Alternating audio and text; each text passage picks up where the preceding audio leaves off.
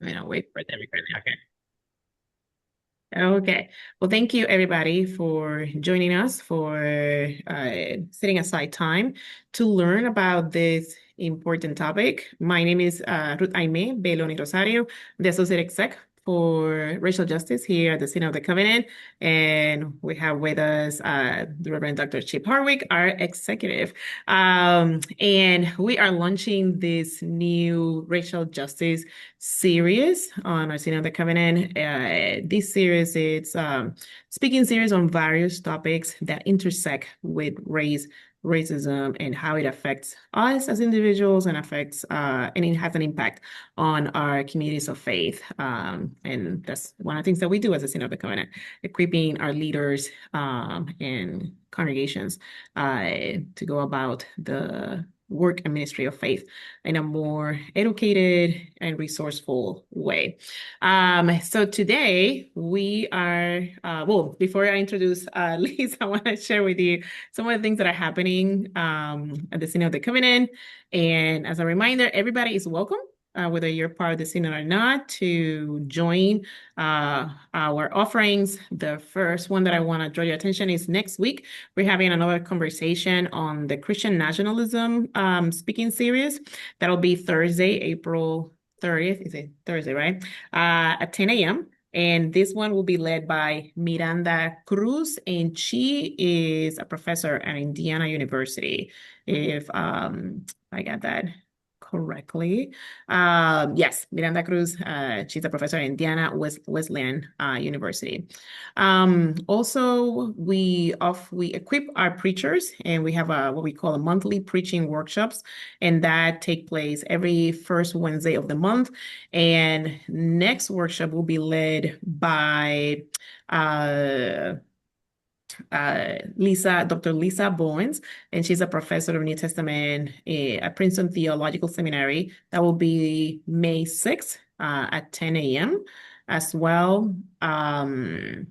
We are also in the Synod of the Covenant exploring with AI, and we want to learn more from our congregations and all of you about how AI can shape the Synod ministry and to explore the perils and possibilities of artificial intelligence. And there's a survey and it's online. And Shep, did you put that on the web on the chat already? So if you're interested in completing that survey, that would be great.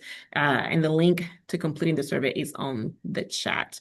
And lastly, but not least, we receive a Lilly grant to resource and the preaching or equipping the preaching of our leaders within the Synod, and it's called the Cultivating the Gift of Preaching. So every year we have a group of participants. They are awarded a mentor, they're assigned a mentor, and together they explore the ways in which they can become better at the gift of preaching. So we are accepting applications. So if you know anybody who is interested in learning more about the art and craft of preaching, please send them to us, and our director, Matt Bruce Argan Bruce will contact them.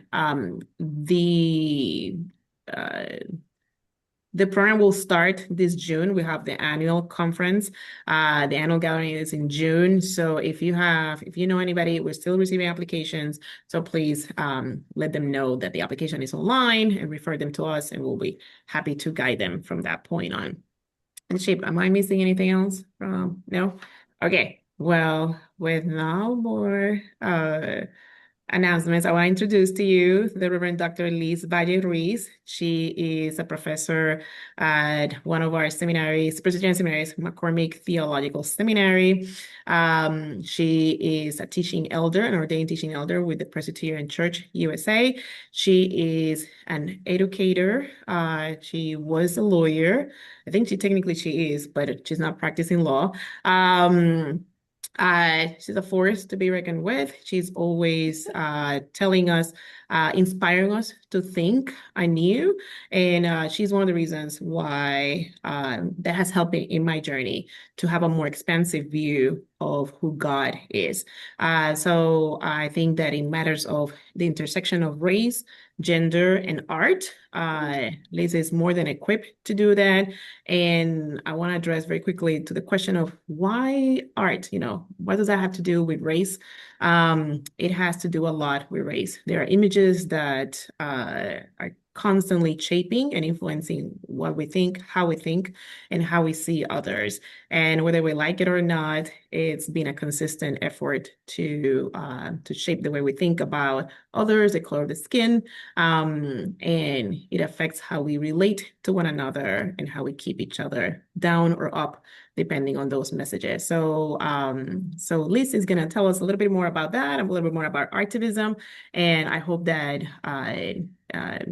we pay attention and that we receive from God what God has for us today through the work and scholarship and diligence of Lis Valle-Ruiz. So thank you very much for being with us. And the virtual floor is all yours, Lis. Thank you. Thank you very much for the invitation. I am glad to be here with you. I have shared with you before about artivism. So today we're going to expand a little bit more on that. And specifically, we're going to look at how we can use it to intervene in church, in the life of the church, and in the public square for generating gender and racial justice.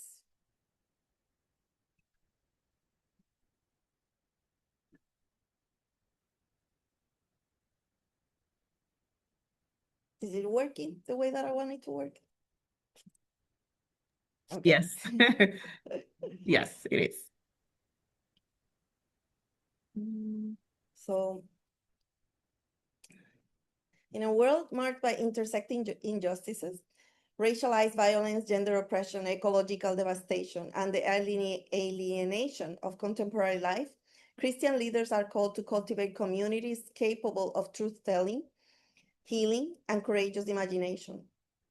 This 90 minutes or so workshop explores how intersectional theology and activism can equip pastors and church leaders to engage this work with depth, creativity, and integrity. Drawing on the insights of Yvonne Guevara, Patricia Hill Collins, Grace Ji Sun Kim, and Susan Shaw, we will examine how race, gender, class, and other social locations shape both human experience and our theological imagination. Participants will learn how intersectionality functions not only as an analytical tool, but as a spiritual practice. And we're actually going to practice that activity that reveals the complex ways power operates in our congregations and communities. Building on this foundation, the workshop introduces or develops even further with you guys artivism, the fusion of art and activism as a transformative practice for justice. We will explore how artivist expressions semanticize bodies, objects, and public spaces to expose injustice, reclaim human dignity, and generate new forms of communal meaning. Through case studies, we will consider how embodied artistic interventions disrupt dominant narratives and open spaces for liberation, lament, and God's kingdom. Participants will analyze examples of gender and race-focused artivism using a clear set of evaluative criteria and will engage in a guided contemplative practice, observing a work of artivism as a form of spiritual reflection. The session concludes with conversation and questions and answers and conversation as we imagine how theoartivism might animate preaching, worship, and public witness in the Presbyterian Church USA today. Intersectionality was a term popularized by Professor of Law Kimberly Crenshaw. She defines intersectionality as a way to understand how multiple forms of oppression, such as racism, sexism, and classism, interact and compound one another, creating experiences of marginalization that cannot be explained by looking at each form of discrimination separately. Crenshaw coined the term in her 1989 article, Demarginalizing the Intersection of Race and Sex, to address a gap she saw in both feminist and anti-racist frameworks. Black women's experiences were being erased because the law and social movements treated race and gender as separate, single-axis categories. Her argument is that oppression is not additive, but interlocking. The discrimination faced by Black women is not racism and sexism, but a distinct form of oppression produced by their simultaneous racialized and gendered identities. Systems of power overlap. Legal, economic, and social structures marginalize people differently depending on how their identities intersect, what she later calls structural intersectionality. Identity politics often centers the most privileged members of a group. Crenshaw shows how quote-unquote women issues often default to white women's experiences and quote-unquote Black issues often default to Black men's experiences, leaving Black women at the margins. Crenshaw has emphasized that intersectionality is not a synonym for diversity or identity politics, but a lens for seeing how power works, a tool for identifying where power collides and interlocks. Crenshaw introduced intersectionality because existing legal frameworks could not account for discrimination cases where Black women were harmed as Black women. For example, when courts require them to prove discrimination either as women or as Black people, but not both. In summary, intersectionality is a framework for analyzing how overlapping systems of oppression shape the lived experiences of people who sit at multiple marginalized identities. It reveals patterns of exclusion that single issues frameworks cannot see. The matrix of domination enters the academic lexicon in 1990 with the publication of Black feminist thought by sociologist Patricia Hill Collins. Collins had been developing the ideas earlier in essays like Learning from the Outsider Within in 1986. But the matrix of domination appears as a fully articulated theoretical framework in the 1990 first edition of Black feminist thought. This is the moment when the term enters scholarly discourse as a named systematic concept. It is the first formal publication of the term. The book consolidates Black feminist epistemology and introduces both the matrix of domination and controlling images as key analytic tools. It becomes foundational for later intersectionality theory, including Collins' own expansions in the 1990s and 2000s. So sociologist Patricia Hill Collins expands out of the legal field into the sociological field the concept of intersectionality, developing it as a tool of analysis. According to Collins, intersectionality is a critical framework for understanding how social categories such as race, class, gender, sexuality, ethnicity, nation, ability, and age do not exist as isolated, independent identities. Instead, these categories are reciprocally constructing phenomena that work together to produce complex social inequalities and shape individual lived experiences. While the term was originally coined by Kimberly Crenshaw, as we saw earlier, Collins is credited with broadening its scope from a legal lens to a comprehensive sociological and political theory. These are the key components of Collins' perspective. The matrix of domination is one of Collins' most significant contributions. It describes how various systems of oppression, like racism, sexism, and classism, among the others that we mentioned earlier, interlock to form an overarching structure of power. She argues that an individual can simultaneously experience privilege and oppression depending on their unique location within this matrix. The second one is interdependent systems. Collins emphasizes that systems of power mutually construct one another. For example, Black women's experiences cannot be explained by simply adding racism and sexism together. Rather, these forces create a distinct integrated form of oppression. The third one is knowledge as resistance. In her seminal work, Black Feminist Thought, Collins treats intersectionality as resistant knowledge project.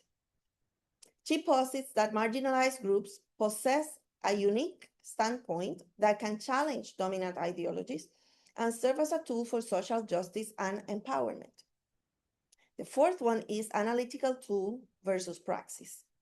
Collins views intersectionality both as an analytical strategy, that is a way to study the world, and as critical praxis, that is a guide for social justice activism, which is what we are going to be studying more in depth today. Here are some of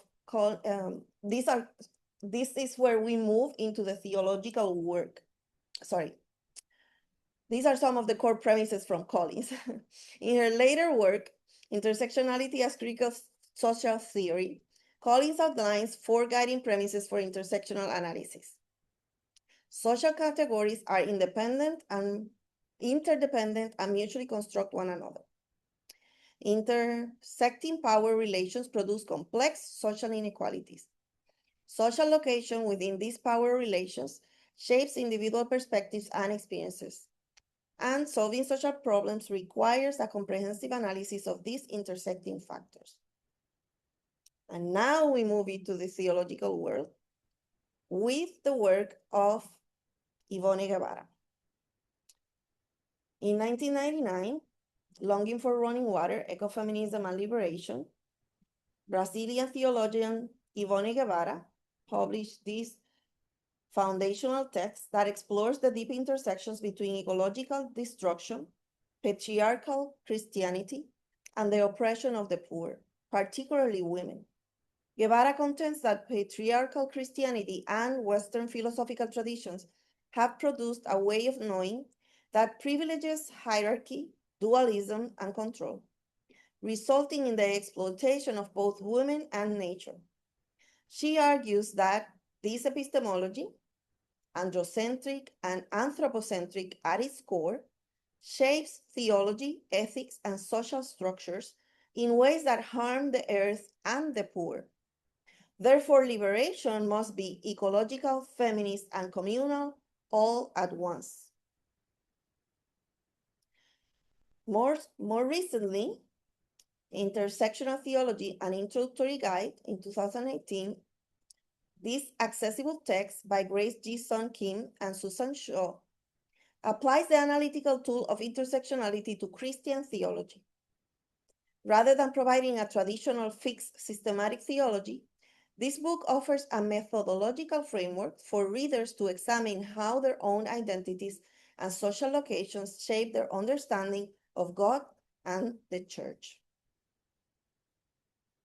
Here are the key themes, or some of the key themes and objectives in this book.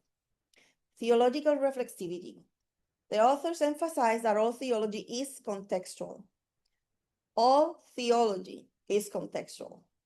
They challenge readers to examine their own social location, the intersection of their race, gender, class, ability, and sexual orientation, and how that position influences their interpretation of scripture and doctrine.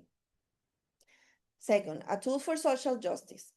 Rooted in Black feminist and womanist scholarship, the book uses intersectionality to identify and challenge interlocking systems of oppression, such as racism, sexism, and classism within religious institutions. Third, intersectional ecclesiology. Kim and Shaw propose a new vision for the church that moves away from a single axis focus. They imagine an intersectional church that proactively centers marginalized experiences and embraces difference as a core part of its community life. Fourth, theology of indeterminacy. The book suggests that intersectional theology is a theology of indeterminacy, meaning it favors a both-and approach over absolute truth claims, creating space for the complexity and even contradictions inherent in human experience. And this is where we're going to look at a handout that I created, a rubric that I created for examining worship and preaching created from these lenses of intersectionality. And it's in the chat. It's in the chat. If you click on the link, it will take you to the document. I'm also going to share it Oh, on the perfect. screen. Thank you. Thank you, Liz. Yeah. So in this rubric that I use when I teach intersectionality for the course is actually called Liberationist Approaches to Worship and Preaching. I teach intersectionality, and then I assign students to generate a worship service with a sermon that uses, and the textbook is this book that I just showed you, the Intersectional Theology and Introductory Guide. And they have to address at least 4 different systems of oppression. And so we're going to look at what is highly developed. And this rubric draws language directly from the book. So in the liturgical design, we look at the service, including response to all components of the assignment. That is, that it has a section for the gathering, word, response, and sending. And that is, it stays within the parameters assigned. But this is what this is most important, the assemblages. That is, addresses at least 4, sometimes more. The service demonstrates effective assemblages for liberation from multiple forms of oppression, drawing on 5 or more diverse liberationist theologies and models for biblical interpretation. The service demonstrates accurate and thoughtful understanding of the course resources used to design the liturgy and sermon. The service is highly insightful, showcasing a deep understanding of the course resources content and their contribution to ministry. The service not only meets but exceeds the assignment requirements, offering a unique and compelling perspective, demonstrating a high level of critical thinking and insight. Affirmation and liberation. And these titles come from the text. Affirmation and liberation, anti-subordination, heterogeneity, preaching, worship and preaching against the grain, and resistance. So, affirmation and liberation. The service displays language and gestures that deeply and skillfully, and gestures is literally means from like body. It's not symbolic, it's not metaphoric, it's just physical gestures that deeply and skillfully affirm diverse identities and challenges at least 4 systems of oppression as selected by the students. Anti-subordination. The service purposefully destabilizes structures of power and facilitates inclusion and equity. It meticulously destabilizes structures of power and excellently facilitates inclusion and equity. Heterogeneity. The service meticulously keeps on center differences within categories, constantly challenges dominant explanations, and skillfully problematizes assumed and accepted conventions. Worship and preaching against the grain. The service makes visible the workings of power, centers voices of many marginalized groups, is skeptic of traditional theological notions, recognizes many theological sources outside traditional norms, and demonstrates complex and nuanced matrix thinking. Resistance. The service excellently sets aside emulation, challenges its own typical norms, is imaginative, challenging, and disruptive, resists hierarchy, works toward justice, embeds an intersectional lens, nurtures multiplicity and indeterminacy. And then there's another category for the enactment and performance of the worship and preaching. And this clarity, demeanor, and digital mediation. And I'm not gonna read those because are beyond the intersectionality that we're looking at. And then I also ask the students to self-assess. So I look at how they did that. But those categories that I read come directly from language from the book. And you can, even if you didn't take the course, you can use it to analyze your worship services and preaching after we have finished today's worship workshop. I know that it's too early for you to make the connections yet, but when we finish today's workshop, you will be ready to go. Of course, you can always enroll in my course as a student at large. So let's keep going. And if you have questions about this first section, please put them in the chat.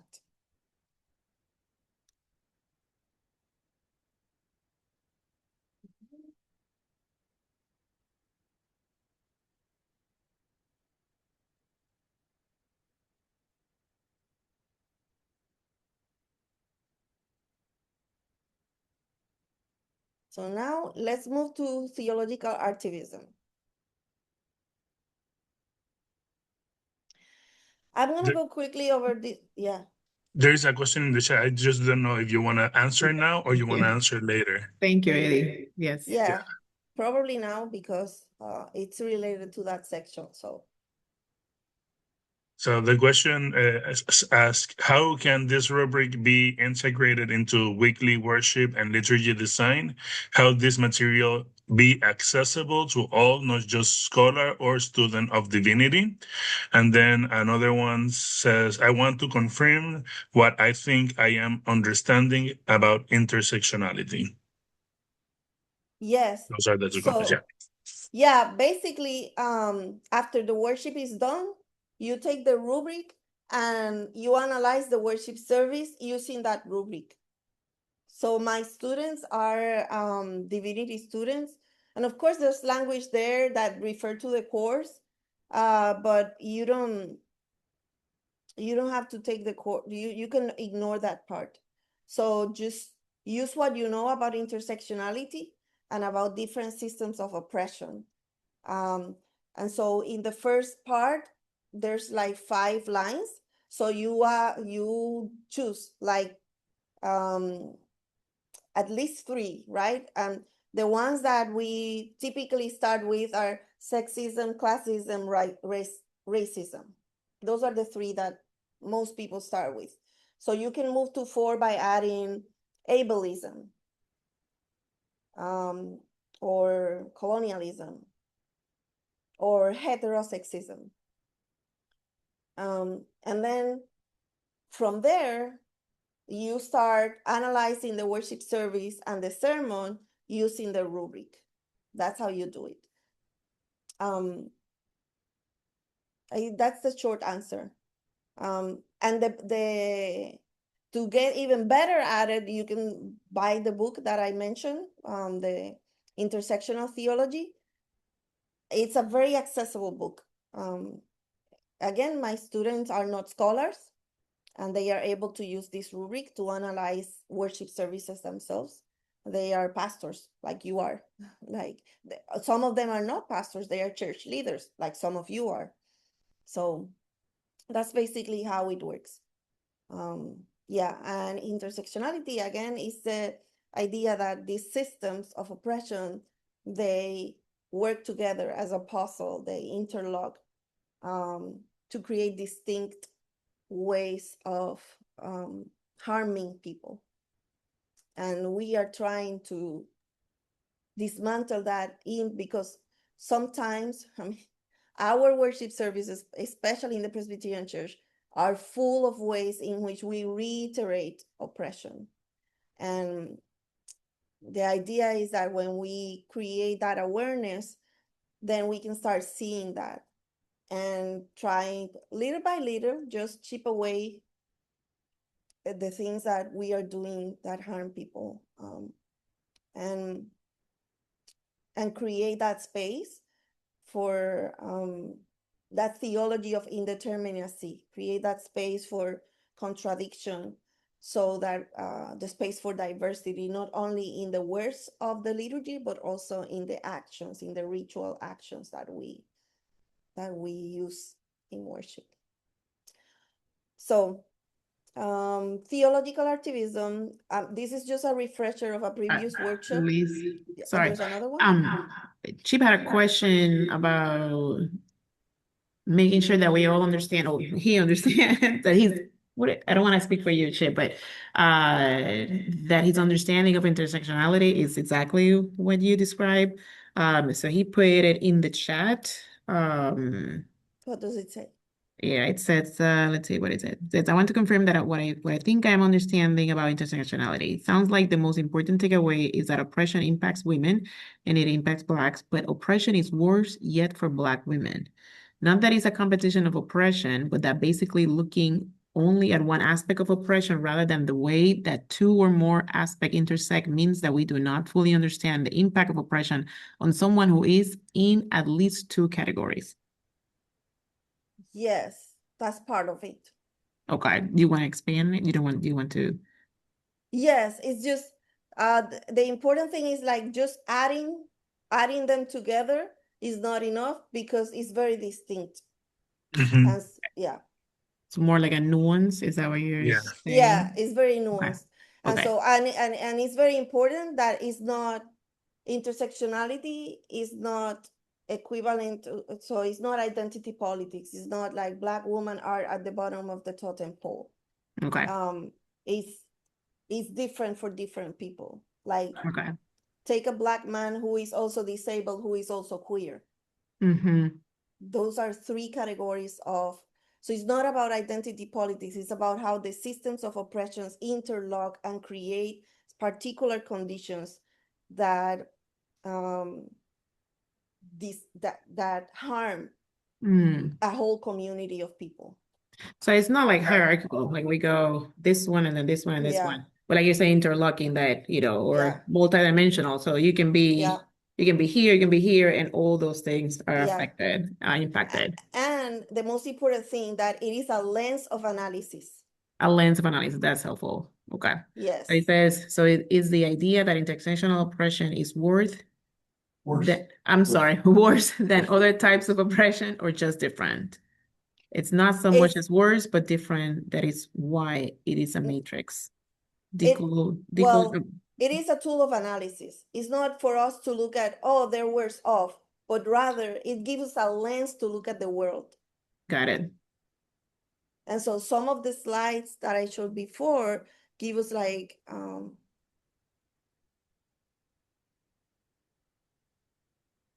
these are the tools of analysis in the social world. But what this book does is to translate that into the theological world. And that this book is very accessible. Patricia Hoy Collins is not as accessible. Okay. But this book is very accessible, and it's already translated it for the church in very practical ways. Okay. And it has chapters like for ecclesiology and for That's helpful. theology, and so it's already like, and that's why I was able to convert it into a rubric. It's like, this is what we're looking for. Got it. We're preaching against the grain, not imitating, creating spaces for indeterminacy, creating spaces for multiplicity. That's how you do it. Thank you. And Chip also says, thank you very much. Very helpful. And there was one last question, is that would you be available to do a workshop on guiding worship committees from sessions to utilize these in their congregations at a later time? Yeah, to create worship. Yeah, if they're interested to do like a hands-on workshop. Okay. Thank you. Yes. That's I love it. That's what I love. Thank you. Okay, that's all for now. Yeah. Thank you. Yeah. So this is a refresher of a previous workshop that I gave, Theological Activism. Is the combination of the overlap of art, justice, and theology. Between art and justice, we find artivism. Between art and theology, we find theopoetics. Between theology and justice, we find prophetic preaching. Theological activism combines theopoetics and artivism to generate a particular expression of prophetic preaching. As a method of interpretation, theopoetics seeks to articulate the spiritual meaning that comes to us in, by, and through a symbolic experience. It affirms the transcendent significance of inspired texts or religious objects and attempts to recognize that which God manifests to us in our encounter with the sacred symbol. As a form of religious thinking, theopoetics asserts the primacy of invention and imaginative construction. It is particularly appropriate for considering the experience of ritual and worship. Artivists or artist activists use performance or other types of arts to intervene in political contexts, struggles, and debates. Performance or other forms of arts is the continuation of politics by other means. Artivists actively summon the tools of performance to fight for political and economic change. Prophetic preaching. The work of the prophet is to be able to project before the people an alternative future to the one the king or president wants to project as the only thinkable one. The formula of prophetic preaching is to denounce and proclaim. Given that we are drawing from theopoetics and artivism, the formula then is expanded to become disrupt and enact. Art, whether it's a performance or an artifact, makes the difference between proposing and doing, between denouncing and disrupting what's being denounced, between proclaiming good news and enacting those good news. Another way to describe the formula is by posing two questions. What breaks God's heart? That is what we need to disrupt. In this case, what breaks God's heart is the oppression because of gender and race, the injustice due to gender and race. Or in other words, racism and sexism breaks God's heart. Break God's heart. And we need to disrupt that. What does an alternative future full of divine justice looks like, feels like, sounds like, smells like, and tastes like? That is what we need to enact. And art projects that, enacts that kind of alternative future full of divine justice. That's what art does, that words alone cannot do. In sum, the combination of theopoetics, artivism, and prophetic preaching is theological artivism, and it has these characteristics. It articulates spiritual meaning through sacred symbols. It uses art to intervene in political contexts to fight for change. It disrupts the future the king wants as the only thinkable one, and it projects and enacts an alternative future of divine justice. So these are the tools of analysis now, or this is the rubric for us to analyze the examples that we are going to look at of artivist works of art, or the works of artivism. These are some examples that I found. This example of theo-artivism is Seth Todd from Portland facing eyes in a frog costume. This is artivism due to race and due to sexual orientation too, but he didn't have the intention of disrupting. He just had the intention to make people smile. This is artivism, but it, in my humble opinion, I know that there are people in the room that disagree, it lacks an explicit, this is how I found the happy medium, it lacks an explicit theological claim. It may be implicit, we might be creative and say everything is theological, and we can have a conversation about that, but he didn't intend it to be. He didn't even intend it to be artivism. He just wanted to make people smile. The benefit of performance for artivism is that it can easily go viral. and it can be adapted. And in this case, we can see how it was adapted. Like a lot of people created community by creating a community of frogs, or a diverse community by creating a community of other kinds of inflatable costumes. And even some of them created a tagline that was more appropriate, that was more intentional. So like duck eyes, right? Now, what these, as I said, these ones are not theological activism because they don't have the explicit theological claim showing what the divine, the alternative future that God wants for us looks like. But again, we can make the claim because we can see here, like we can see this bunch of frogs and talk about the beloved community, and this bunch of like the panda and the unicorn and the dinosaur and the other unicorn, and this looks like a green duck or peacock. We can make theological claims out of the images we are seeing. Another example of theoactivism is when Bree Newsom took down the Confederate flag. This one is through and through gender and race, and its performance. The location is very important. She was in front of the place where laws are made. The flag is full of symbols. Is a symbol on itself of racism, and it was theological activism because she was reciting scriptures while she was going up the pole, but her words did not make it to the news.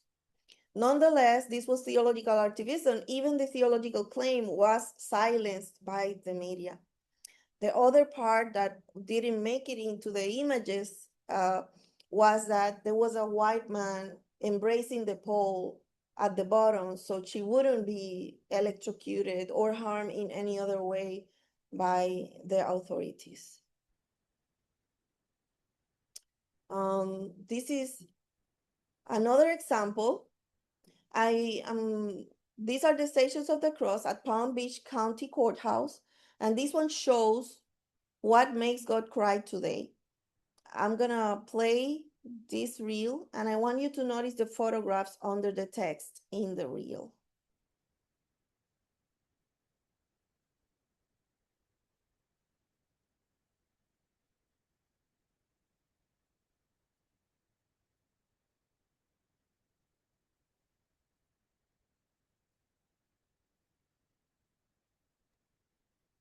Are you playing the reel now? Not yet. Mhm. It's not Yeah. showing up. It's not showing up? Mm-mm. Okay. So let me do it differently.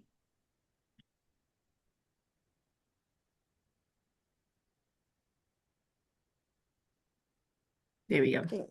Mhm. Yeah.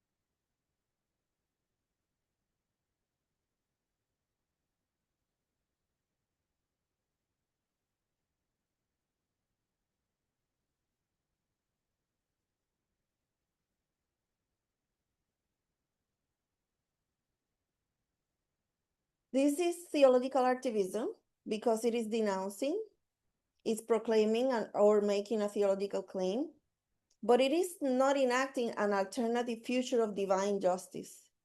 Nonetheless, it's very appropriate for what it's doing because it is the Stations of the Cross. So it is the Stations of the Cross is Good Friday. So it is a lament. It's connecting the body of Jesus at the cross with the bodies of different people oppressed today, mostly due to race, right? So what is what is missing is the alternative future of divine justice. But it is important to highlight it because not always, this is appropriate for Good Friday. Not always we can get to Easter. We need to make space for lament and to stay there in the pain. That is important for healing too. This prayer of reparation and restoration has all the elements except the enactment until we perform it. It was written by a rabbi, Rabbi Brandt Rosen. And when we perform it, then we bring it to completion and it is enacted. So we bring it to completion when we pray it, and we're going to do that now. Let's pray. To the one who demands justice, inspire us to become Rodfei Tzedek, pursuers of justice, in our lives and in our communities. Give us the strength to resist power, wielded with fear and dread. Fill us with the vision and purpose to build a power yet greater, a power rooted in solidarity, liberation, and love. Grant us the courage to dismantle systems of oppression, and when they are no more, let us dedicate our wealth and resources toward the well-being of all. May we abolish all forms of state violence, that we might make way for a world free of racism and militarization, a world where no one profits off the misery of others, a world where the bills owed those who have been colonized, enslaved, and dispossessed are finally paid in full. Inspire us with the knowledge that real justice is indeed at hand, that we may realize the world we know is possible, right here, right now, in our own day. May our thoughts and our hopes, our words and our deeds guide us toward a future of reparation, of restoration, of justice. Al kol yoshvei tevel, for all who dwell on earth. Amen. And here are some examples that are specifically at the intersection of race and gender. This is the part of the Virgin of Guadalupe series by Yolanda Lopez. The Virgin of Guadalupe series, Lopez's best-known body of work, comprises paintings, drawings, prints, and collages made between 1978 to 1988. I'm going to show some others directly from the web.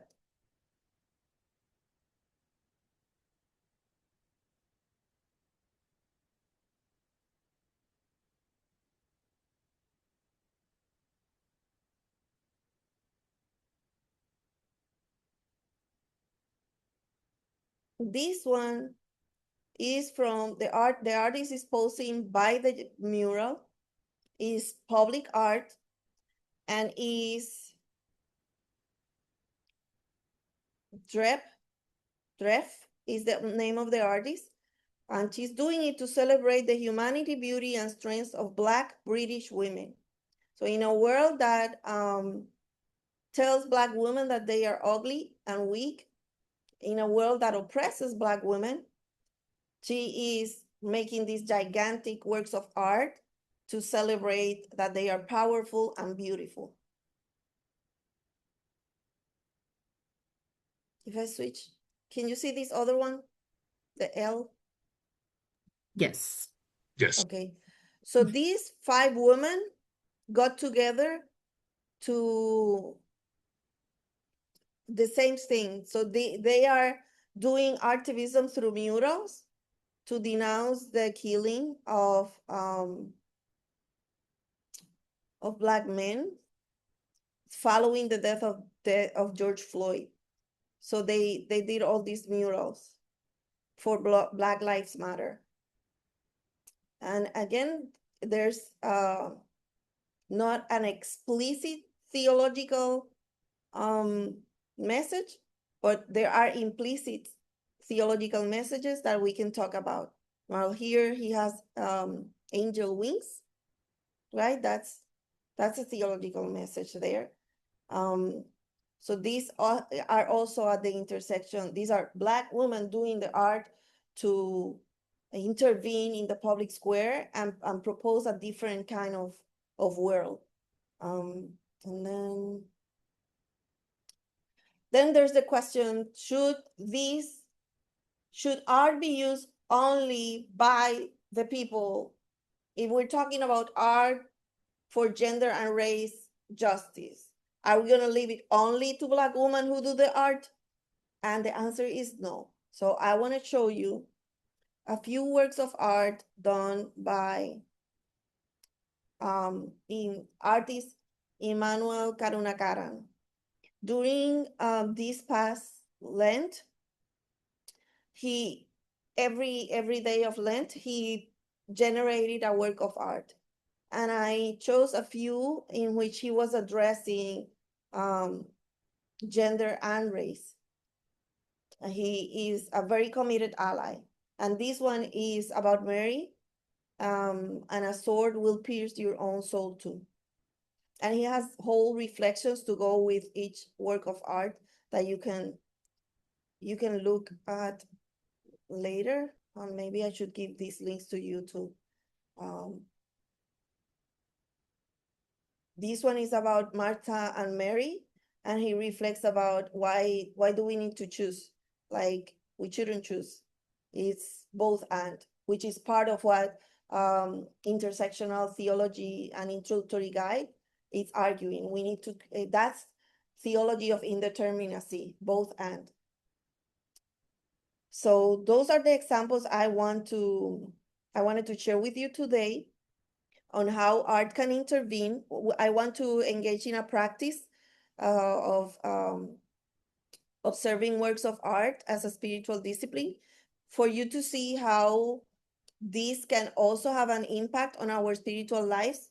But I want to make the space for questions on this section before we move to that.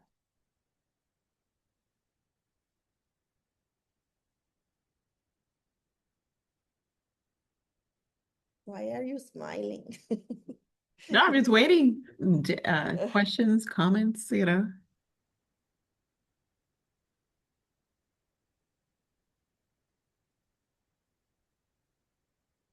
I mean, the images alone are very powerful, so people may be processing.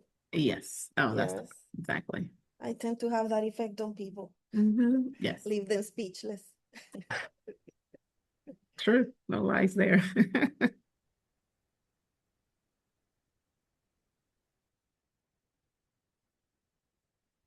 The Trinity of handspots.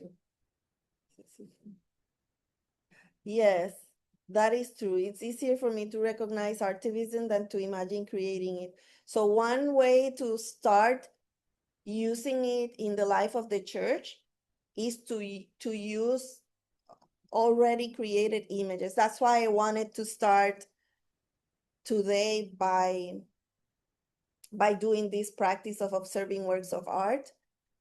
You can use it as a spiritual discipline. I have also used it as a way of preaching, but I'm not going to demonstrate that today. That's a whole other workshop. And then, as you said, like that could be another workshop, is like how to, but there's a slide in which I'm going to share with you the instructions on how you can generate a work or activism. We will probably not have the time today to actually do it, but at least I'm going to give you the instructions to go, and then you can try it. That's another course that I teach. Yeah. But I have done it in a small workshop too, in a 90-minute workshop too. Yeah, did you also read, he says, I'm not artistically creative in that way. Did you read that one too? Yeah, a lot of people do not think of themselves as artists, but it is in human nature to be creators. And yes, you can use AI to generate images. If you don't think you are creative, you can use AI.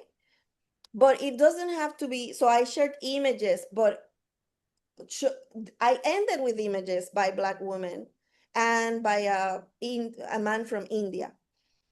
Nonetheless, I started with a performance. I mean, anyone can buy a costume and wear it. And then I showed you Brinuson's performance was not artistic. She just was climbing a pole. Literally, she wanted to take the flag down. It was symbolic action, but it had a purpose. That was decided in community. What is the thing that we need to disrupt? What is the change that we need to make? And then you enact that change. So it doesn't have to be artistic. Just we need to think ourselves as like people, human beings are creators. They create stuff. And I want to also name, like, many of us are preaching. That is Yes, also that's why I uh, included the prayer, because pastors and lay leaders, we create prayers. So mhm. that's activism too. And that prayer had all the elements that I talked about. It Yes, denounced and it proclaimed. And once yes. you speak it, you are performing it. So yes, you're creating a prayer. Yes, that counts. Because that one showed the alternative world at the end. That one was the one that had all the elements. From everything I showed you, the prayer was the one that had all the elements.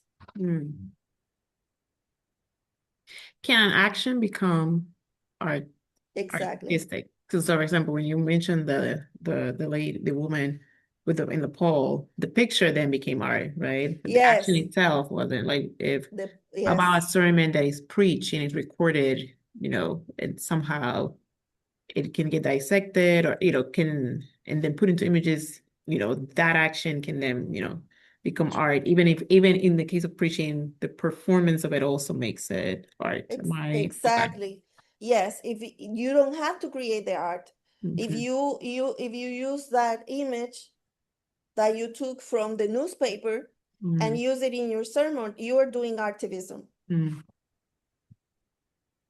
Exactly. Like, art has many mediums, like, and I think that is important. Like, sometimes we focus on certain media, consider it as art, but art Yeah, can look in many many different different ways. ways. Yeah. Yeah, and worship and preaching are arts on themselves. So remember that everybody here is already an artist by the fact that you generate prayers, you generate liturgies, you generate sermons. Those are arts. So are you ready to engage in a spiritual discipline of observing a work of art? Yes. Okay. So this is how it works.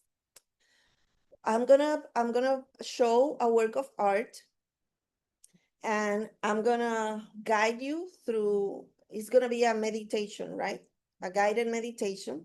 I'm gonna be asking questions. You're gonna answer those questions in your mind. You can doodle. I encourage you to doodle or to you fidget as you do it. Sometimes you can also write. You can also write the answers to the questions, depending on how your brain works. Choose one of these ways of responding. But the least recommended thing is to just look at the work of art and do nothing. So doodle, draw, write, fidget, something to respond with your whole being to the questions as you observe this work of art. And the guided meditation has 3 movements. First, we're going to look at the work of art as a work of art. Then we look at ourselves through the work of art. And then we look at God through the work of art. And we are listening for God is going to speak through to us during these few minutes that we're going to do this guided meditation. And after that, I'm going to open the space if you want to share the message you received from the divine. You're welcome to do so. You're not obligated by any way, in any form. Just if you want to. I just also don't want to prohibit you from sharing if you have that fire in your heart that you want to share. Okay, so.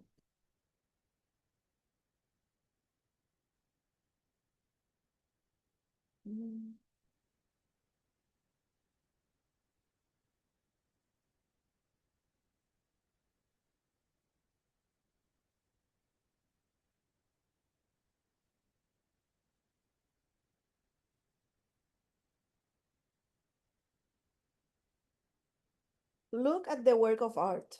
Are you seeing it? I need a verb. Emmanuel's one? Yes. Mm-hmm. Yes, Yeah. Emmanuel's one. What do you see? What do you believe is the focus of your attention? What is it that makes this the focal point? What do you think that it is the focus of your attention?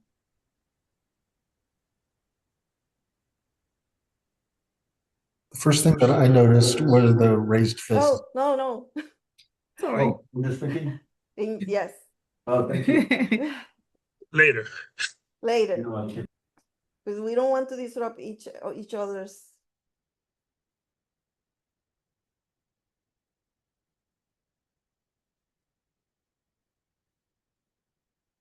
Look at yourself. Does the painting invite you as a participant, or does it hold you back as an observer?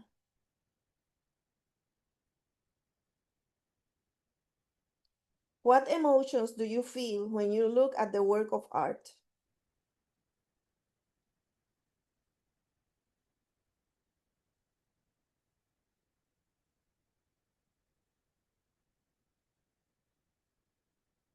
What does it make you remember?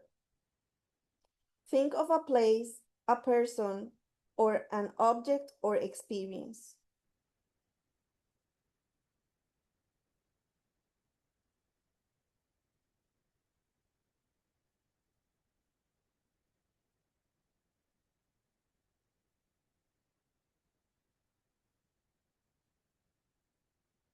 Looking at God. What passage in the Bible comes to mind when you look at the painting? What does this story in the Bible mean to you?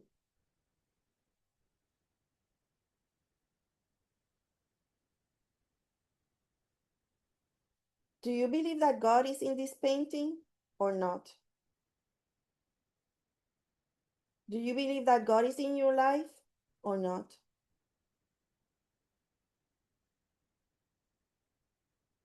Listen. What is God telling you through this work of art?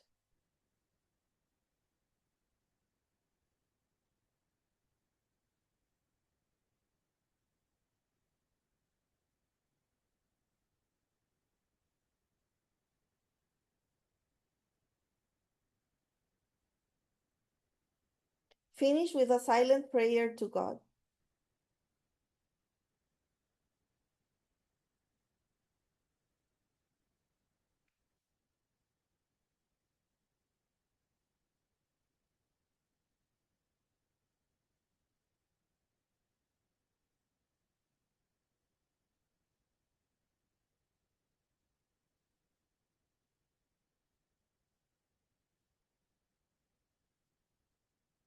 Thank you for participating. And now we share. What was your experience?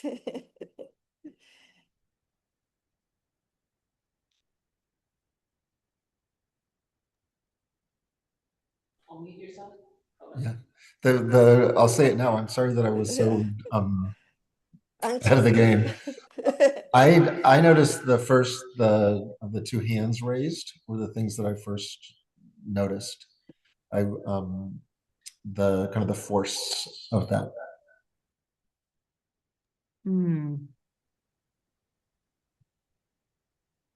Do we just jump in or? Yeah, yes. Oh, okay.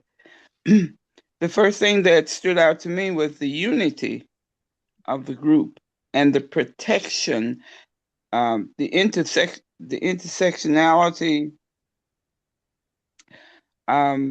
is evident there. And it seemed to me the message of protecting with the Black woman in the center being surrounded and having a unified group, that encompasses that intersectionality with race, gender, and spirit, and the whole religious, the whole experience of, you talked about God. What is God telling us? And it seems to me to protect each other and to embrace and know that there should be no separation, and that's inspiring to me and hopeful message. Yeah, sorry, I don't have my camera on because I'm still getting over an illness. That's all right. That's all right. I have been really equating women as like symbolic of creation, for very obvious reasons. And so the way this picture kind of struck me is there's power in creation, and also like the diversity of women. There's power in creation and there's power in diversity. And I don't know, this might be a little much for some people in the room, but the red actually, I'm so hesitating to say this, but the red actually reminds me of our menstrual cycle. Yes, I said the same thing. Oh, I'm not muted, sorry. Yes, yes. But like our menstrual cycle is like the crux of creation, and really where we as women like generate so much of our power is through creation, and we can't have that without our menstrual cycle. So as I age and learn to appreciate things, I still struggle with appreciating that part of being a woman, but there is kind of like an empowering sense of that menstrual cycle being symbolic of power and unity and community, and because we're creatures that create, which means that we create human beings, we create community. So I found that picture to be very empowering as a woman. Yeah.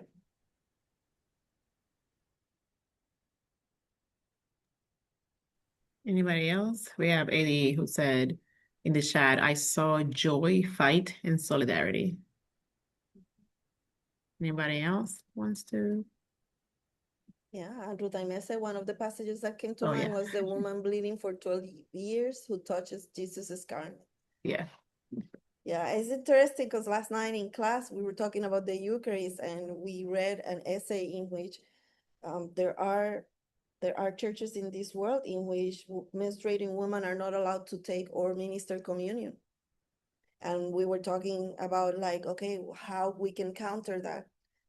And we talk about this passage. I was like, well, we talk about what forgot her name. Heather or Heather Willie. just said. Heather. What Heather just said, it was like, well, menstruation is life-giving blood. At communion, the wine symbolizes Jesus' life-giving blood. How can we, this, you see, it does not match. It doesn't make sense to send away somebody because they have life-giving blood when we are drinking life-giving blood. And when Jesus, through this story, showed that everybody is welcome, when Jesus reclaimed this woman to be part of the community, he said, yeah, she belongs to, everybody belongs. Yeah. Eddie says, I talk about Krista's menstrual blood during communion, and people were disgusted. Yeah. And we talk about that. It was like, so Jesus bleeding from his thigh, it has been interpreted, that wound, this is not new. This is from like way back in the Christian tradition. That has been interpreted as Jesus's vulva, the opening through which the church was born. Jesus' vagina, Jesus' birth canal, that the side that was pierced during the crucifixion. I did that at McCormick, and they had to do a town hall because of it. Yeah, but it is all Christian tradition. They have an icon for it. So you are all right on track. That is activism. And it counters. That is in the rubric where it says preaching against the grain. That is what it means. Mm. Yeah, talking about menstruation and how it is life-giving. And that is talking back against patriarchy. That is preaching against the grain. I also thought about the women who were with Jesus through the whole the process of his crucifixion, Via Crucis, and then were there taking care of his body. I thought about those images in those passages and the concept of sisterhood, togetherness. I saw strength, struggle. Some of the emotions were anger, belonging, exhaustion, all at the same time. And I also Yeah. thought about Lydia, Hagar, and Sarah, how the Bible pins Sarah and Hagar against each other, how patriarchy loves to do that among us women. Thought about Anna, for that she couldn't have children, and all the social construct around that oppress her even more. And Mary, the mother of Jesus, Mary Magdalene. Yeah, I just thought about all the strength and struggle and blood that is shed, and all the silent pain that and hurt that we carry, that it's so loud that it screams and it's simultaneously silent and silencing. So, or it's silence and silence. Silent and silence. That's how it is. Mhm. Yeah, I also thought of the 3 women that went to the tomb in the resurrection day. And I thought, oh, wait, that third figure is taller than the rest. What if that is Jesus? Ah, And it's like, but all of them look like they have breasts. So, oh, Jesus can be a woman too. yeah. Like the Camino Maus. What did you say that in English? In Emmaus? The road to Emmaus. That's how you say in The English. road Yeah. to Emmaus. Mm-hmm. Yeah. Yeah. So you might not be surprised There you go. Good job. Yeah. Go ahead. that's not what struck me. The red struck for me was the Holy Spirit. Ah, So Ah, I'm entertaining the thought of how they're intermixed together and how we can learn from each other. I was thinking of the tongues of fire coming down at Pentecost. yeah. Nice. I'm glad you mentioned that. I'm reminding me of what you said about our social location. Also influences, like how it's not one or the other. It's just we all have these interlocking uh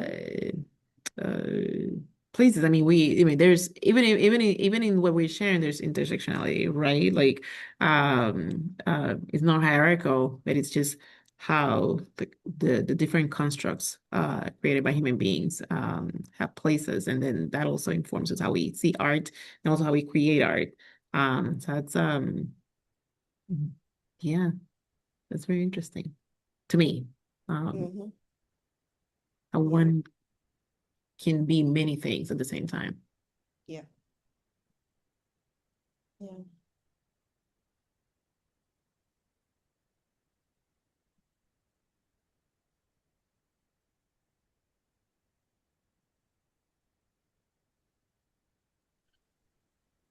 Something that this conversation made me think, and part of also like my experience when I was doing, because one person sat me down like, hey, I don't want to be exposed to this. Mm. You know, and then my response was, well, most women are exposed to that monthly, you know, in talking about menstruation, and they don't have any saying about it, you know, so makes me think about like this, and I think, Liz, we have talked about this, like this safe and uncomfortability, the difference between safety and uncomfortability, where some people, when they do this, it's about safety. When they become activists, it's about safety. But then people who are just experiencing it's making me uncomfortable, and then they equate that as safe as being unsafe, you know. So yeah, some of the things that it's running through my mind right now. Yeah. Mm. Well, and what came to my mind was like, but we have to put up with patriarchy every single Sunday. Mm. You don't want to be exposed to that, but I have to be exposed to that other thing.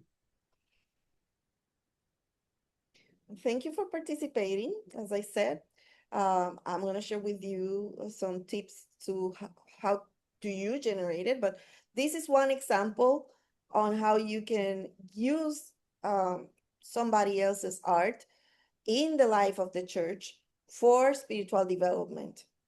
That, as we saw, starts talking back to patriarchy, starts addressing injustice and oppression, and creating the space for indeterminacy, for both and, for multiple meanings, for diversity. And as I said, it can be used for preaching too. So you can frame the sermon, you can share an image, and do this exercise with the whole congregation, and that becomes a sermon. And whenever I have done it with a whole congregation, the ones who preach the strongest, the more powerful insights tend to be children, because they see things that we don't, and they surprise us. So let me share some tips on how can you generate it.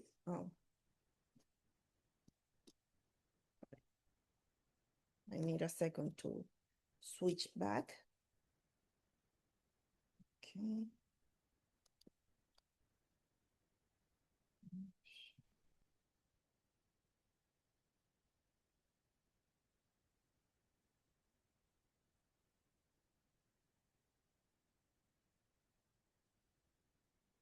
So now it's your turn.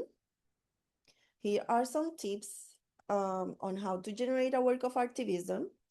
Select your preferred system of communication. You see, it's not about you being an artist. It's about you being a communicator. So how do you communicate best? What gives you joy in communicating? You can communicate through song, through visual art, through performance, through prayer, through sermon, through liturgy, through costume. To design, produce, and publicly share a work of activism. Proclaim the good news of divine liberation through the articulation of theological arguments, through activism, connecting them to the issues that affect a specific community, to heal, challenge, transform, and care for the community. In this case, since we're dealing with gender and racial justice, I challenge you to bridge this conversation with your next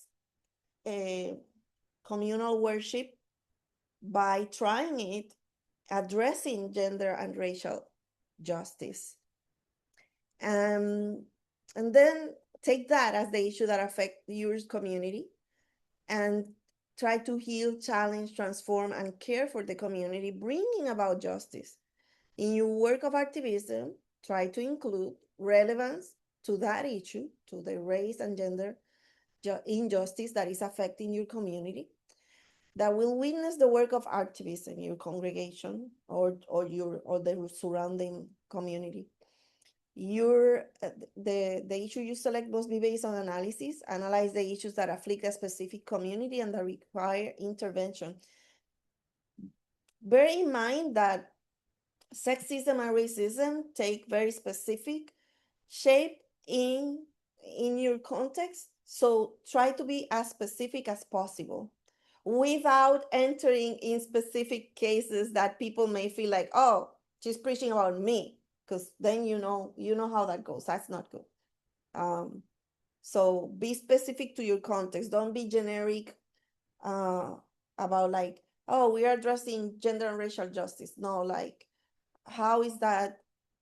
What is that shape? How is that taking shape in your specific context?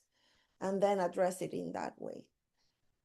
And then the second point is association of the identified issue with a theological concept. The denunciation of the evil in the world is the third point. That is what breaks God's heart.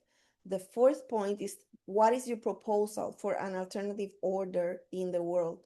That is the justice that God wants in the world. And the fifth point is the interpretation of a sacred text. Again, it must be based on careful and thoughtful exegesis hermeneutic, using a scholarly accepted method of biblical interpretation.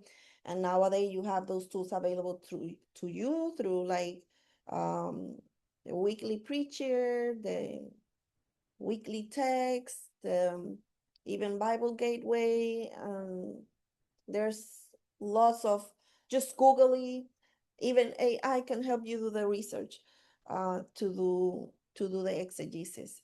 And study Bibles, they are divine. So these are the instructions. You can take a print screen, take a picture, and give it a try to bridge this workshop with your next intervention in your community of faith. And this is what you will do: disrupt what is breaking God's heart and enact the alternative future full of divine justice, addressing the five senses. Be specific as possible in inviting people to imagine or feel, even experience how this alternative future looks like, feels like, sounds like, smells like, and tastes like. Have them experience that right here, right now. Go forth and do theological activism. Thank you for inviting me and for participating of this time. And now time for conversation. Thank you so very much, Liz, for leading us into this conversation. Thank you for sharing all that wisdom, all that research, and being so thought-provoking through images, through words. It's just amazing. So thank you very much. But like Liz said, it's open for more conversation. If you want to share any comments or more questions, Liz is going to be with us for a little bit longer. So please. And also Eddie has on the chat, what about content advice before doing the exercises? Did you?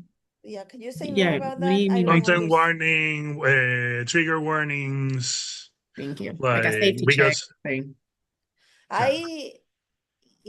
Before doing what exercises? like if you're at church, if you're doing this, gonna do some of the exercises that you're proposing at church, like should we, like, what do you think of providing some? We're gonna talk about sexual violence or like to like or what are some of the how do I say, like, You mean like content warning, like content warnings, this may like maybe like is there like a instruction? Hey, make sure that you pay attention to your body. Do if you need to leave, like allowing them, hey, you can stand up and move. You know, like what is what are your suggestions regarding some of those practices that have? Yeah. Yeah, I don't know. Like, I don't know if I'm making sense, but go to that route. Well, if you feel that you need to, we haven't done anything here that I feel that it was needed. When Heather felt that she was gonna say something, she did it. She gave us a warning that she was gonna say something that we might find shocking or something. And then Ruth Aimee affirmed him, was like, oh, I thought of the same thing. And then everybody felt like, yes, let's talk about it, please. It was like, so then it was this thing of finding out like, oh my God, thank you. I was dying to talk about it. Thank you for opening the door, right? But let me show you, if you do feel that that's what's needed, let me show you what I do. First of all, I don't talk about trigger warnings because the word trigger is, it has a violent context, right? Like trigger. And then I don't talk about warning because maybe there's nothing to warn about, because when we are, what activates somebody is not what is going to activate. It's very subjective. What activates people is very subjective. And we think that there's things that maybe that do not require the content advice, or what I call reminders. So I call them reminders because it is so subjective that saying hello could be activating to somebody. The way that I said it, the colors that I'm wearing, the perfume that I'm wearing, like it's so subjective that the person that taught me about this, the way she said it was like, the best content advice you can give is welcome to today, because anything can activate somebody. So what I do is I share reminders, and these are the reminders. I remind people that they know how to take care of themselves. So if at any point they need to take care of themselves by leaving the room, they are welcome to do so. And everybody else makes the commitment to not make assumptions about why somebody needs to leave the room. We are also going to remember that the best tool that we have to take care of ourselves is our breathing. So if at any point we feel that we are dysregulated, we can always come back to our breathing, because we're always, or I should say most of the time, unless somebody else intervenes, we are in control of our own breathing. So we can take time to breathe, whether it's here or outside. And we can always check out in our own mind. You know, we don't have to leave the room to take a break. So I also remind people that their whole body is welcome here. So they are welcome to sit down, stand up, sit on the floor. That's in the spaces that I'm the one in charge. Each congregation has their own rules. That might not be true in every congregation. Some churches are more structured and rigid than others about what are the rules for the body. A space that is trauma-informed healing center will welcome the full spectrum of bodily needs. And that means that some bodies need to stand up at some points. My mom has been, she had surgery, back surgery. She cannot still sit for a long time. She needs to rotate her body position. So she needs to sit and stand. And typically rituals do that, but a conference of 90 minutes, she couldn't sit for 90 minutes. At some point, she's gonna have to stand up. So we need to let her stand up. My body cannot stand still for 90 minutes. So if you see my leg doing this, let me. Actually, that is helping me absorb the knowledge and what's happening. And it's actually helping me self-regulate. So the body movement needs to be welcome in the space. And then we welcome all the emotions here. You can communicate that by having tissues around. If you have tissues around, people know that their cries are welcome. And I also remind people that, of course, this needs to be within reason in terms of your rights and where the rights of the next person begin. So the way that you express with your body and your emotions, use your wisdom so you don't disrupt the other person's ability to do the same, right? So these are the kind of reminders I always share, including the welcome to today. I know what is activating is very particular to you, and so welcome to today.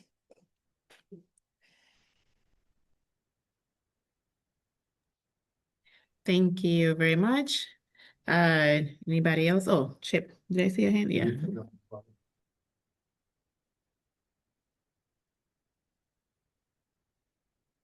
Okay. I think, can you hear me okay? Is it? Yes. Okay. So turned on your volume. You're talking about. Yeah. Yes.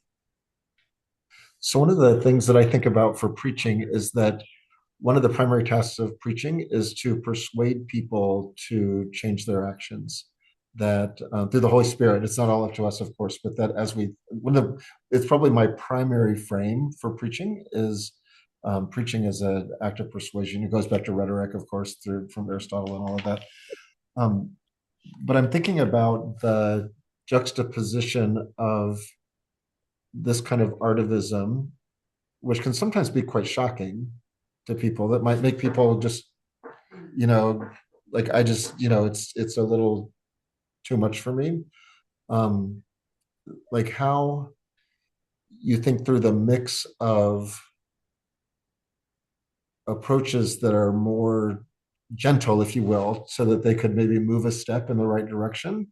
Like I often think about something that makes somebody like this makes them unlikely to take a step in the direction you're wanting them to go. But there's a place in it throughout scripture. You have people all the time saying stuff that makes people go like this. So I wonder how you think about the place of persuasion and the place of kind of the shock or the going against the grain or whatever, that if you're focusing just on persuasion, you might use a different approach, even if the topic is the same, right? Like, says we can say there are multiple strategies to get somebody to become more anti-racist, for instance. And you can do it through reasoning, through logic. You can do it through a more gentle approach. You can do it through a more shocking approach. How do you think through those different approaches, not just in the pulpit, but in general for this activity? Yeah. A few things, but one is. Oh, whoops! Now I need to turn my volume up. This is why I decided that the practical activity that we were going to do was the observing a work of art as a spiritual discipline, because I think this is a gentle point of entry that Presbyterian churches can appreciate. And I wouldn't recommend that you start by doing it as a sermon. Is that do it as a observing work of art as a spiritual discipline, and maybe in a Sunday school class or Bible study during the week, or a prayer meeting, and the prayer that I showed. The prayer is a good way of introducing artivism. Like, you can start crafting prayers in this way. It's a gentle approach. In my research, I found that artivism is typically used by members of a community that are not being heard. So that's why its nature is so disruptive and shocking, because they have tried so many things that have not worked. So they need to resort to this. It's like, you're not listening, so let me put my body and interrupt the system because nobody's listening. So that's what I found in my research. But again, today we're bringing it to the life of the church. And so the gentle points of entry are take that prayer, take the observing works of art as a spiritual discipline as points of entry. Another thing that came to mind when you were asking the question was like, just an exhibit. Just gather a bunch of works of art and put them around for a period of time with a particular theme, just put them there. And not necessarily in the sanctuary, it could be, in the common area where you have the activities, where you have the meals, some place where people go. Those are points of entry. And I laughed when you started the question because your preface was activating to me. Eddie knew it. Eddie was like, I really, the word persuasion, I find that thinking of preaching as a way to persuade, it's kind of violent. And then I also find that the whole like homiletics going back to rhetoric and classic is very colonizing. But I totally understand where you're coming from. And I know that's the way it is. I was taught that way. And I know it's true. All of that is true. And I laugh because it's like, it's funny because like our preferred modes are activating for each other. So what it's healing for each other is hurting for each other, right? So that's why I laughed. So I just wanted to put out there, and we're cool, right? So I just want people to listen who are listening that Chip and I have known each other for a long time, and I'm very cool with Chip. I like him. He's a good guy, and I know he's an ally. So and of course, there's a way in which I agree with you. The language, right?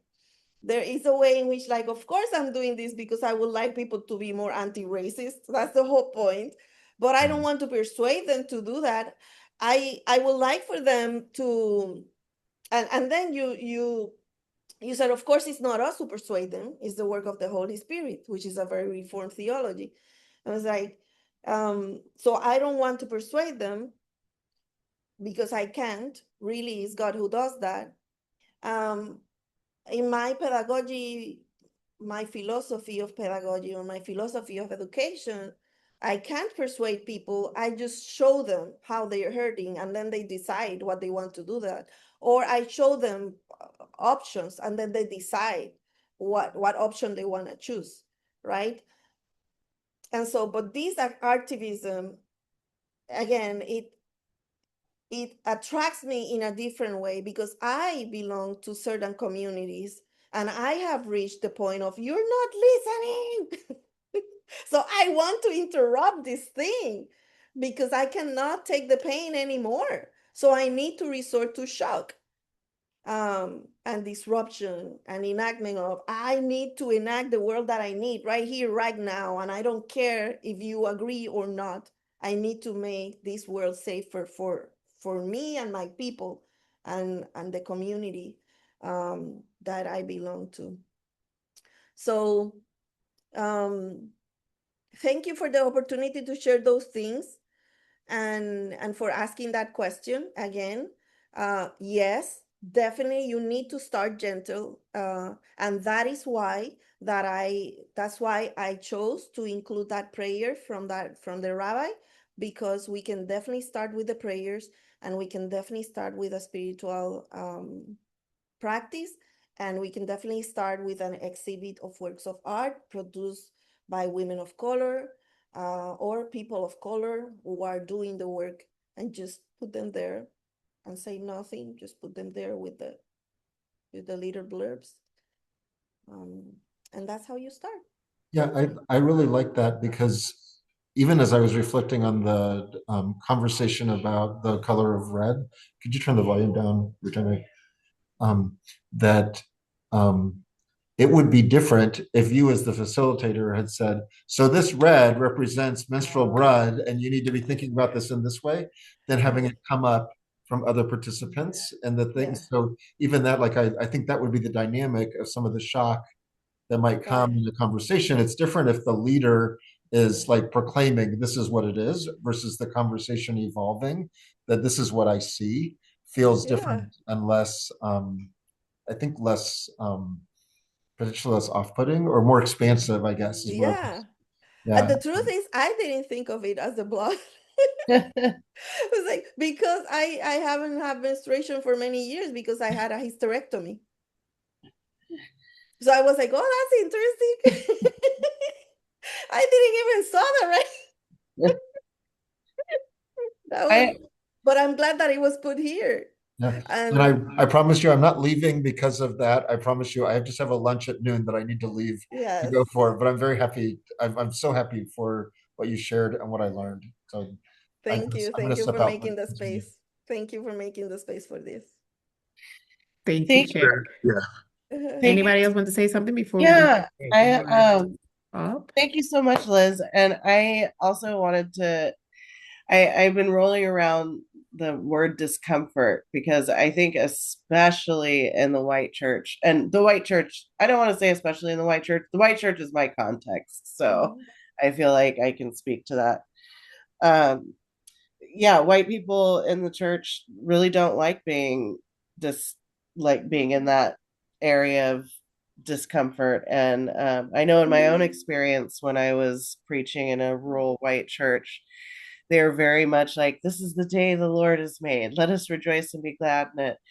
But I was thinking about what you were saying, and I absolutely agree that I think the non-Sunday activities are where I really was able to like stretch imaginations. And I think even just like presenting the art as a Bible study and just saying, take a look at it and tell me what you think. If it makes you uncomfortable, why does it make you uncomfortable? It's a starting place. Yes. If it makes you uncomfortable, why does it make you uncomfortable? That's a great question. Also, the Sunday bulletins are a great way because many of our churches still do Sunday bulletins, or if they don't do printed bulletins, they do PowerPoints, and there's a front art. So that's a place where we can introduce some. I also think and I agree with Chip in the sense that I think intersectionality, talking about that in the white church, is uniquely challenging because from what I have learned about intersectionality, you cannot divorce race from the conversation. And so that becomes hard when you're in all white contexts. Like, how do we talk about race in a way that people don't get their feelings hurt? Which I'm a city slicker, so in my city context, it's a lot easier to talk about race. But when you're in those rural church settings, which I feel like I'm learning, more white people than we like to think live in those rural contexts, it becomes more difficult to talk about race. Yeah, I know. I hear you. I'm part of the white church. I am Presbyterian. I also think that there's there's still intersectionality in the white church, and I think you can start engaging the conversation with that, like these people with disability, with mental health, women, children, elderly, queer, you can start some of that conversation there, we touch them and then expand little by little into things that are a little bit more farther from them, I guess. Yeah. Maybe a year later or two. Yeah. Right. Yes. Thank you, Heather. You've been an amazing conversation partner. Oh, thanks. This is Willie. Hi, and I'd like to And I'd like to say I appreciate this training because the work that I do, and as I introduce these difficult subjects, I work, and I'm speaking to white audiences the majority of the time. And I'm talking about reparations, which is a subject that needs art division. Is that correct? And so I hadn't thought about that. I mean, I use some images quite a bit, but I hadn't thought about using art the way you have demonstrated today in places where it might make an easier transition as I speak about the need for reparations. And I'm talking to white audiences who, you're always on the borderline of how much you want to enter into the space and the topic, and you don't want to have folk turn off. So this has been very helpful in terms of an approach that could free up and make a space in interpretations, and folk can understand, can accept the teaching on reparations in a way that I'd like to add to the presentations and teaching that I do. So I do appreciate this teaching. So thank you. Thank you so much for letting me know that. I will add that to my list of possibilities and how can this work be used. I really appreciated your reflections earlier when we were doing the Visio Divina. So thank you very much for sharing. Yes, I apologize for not being able to have my camera on. But that's fine. That's fine. Yeah. All participation is participation. That's also part of I didn't put it here, but yes, that's part of the reminders. All participation is participation. However you choose to participate is the right way to participate. Yeah. So I really do appreciate it, and it has added to my tools that I can use, or certainly that I feel like I can use when addressing audiences with varied backgrounds, but principally white audiences. And many times I do feel differences in the room. Like I can see sometimes women are faster to come to the understanding of reparations and how it's affected our society, and that may be biased too, but this will be an added tool. So I'm excited that I joined today. Thank you so much. Thank you, everybody. I'm just noticing that it's 11:56. I want to be mindful of everybody's time. Once again, Reverend Dr. Lis Valle-Ruiz. Lis, my friend, thank you so very much for just for sharing with us all your God-given gifts. Thank you, everybody who participated. Thank you, Willie, for the affirmation of Lis' work and things that we're doing here in the Synod. Thank you to everybody who participated. Like Lis said, you're here, you participated. So thank you even for helping us dismantle the ways in which we participate inadvertently and unconsciously on those systems that keep us oppressed. So thank you very much. And the next speaking series on the next racial justice speaking series is going to be in June 11th. It's going to be on a Thursday again from 10 to 12, and it's going to be led by Alexandra Saret, and it's going to be talking about generational trauma, the intersection of generational trauma and race in our communities, and how can we be better communities of faith in the places that we minister and we serve and we live. So thank you very much. I look forward to seeing you again, if not that Thursday before, and other offerings. Thank you again, Lis. Thank you, everybody. Have a blessed day. Bye. Bye.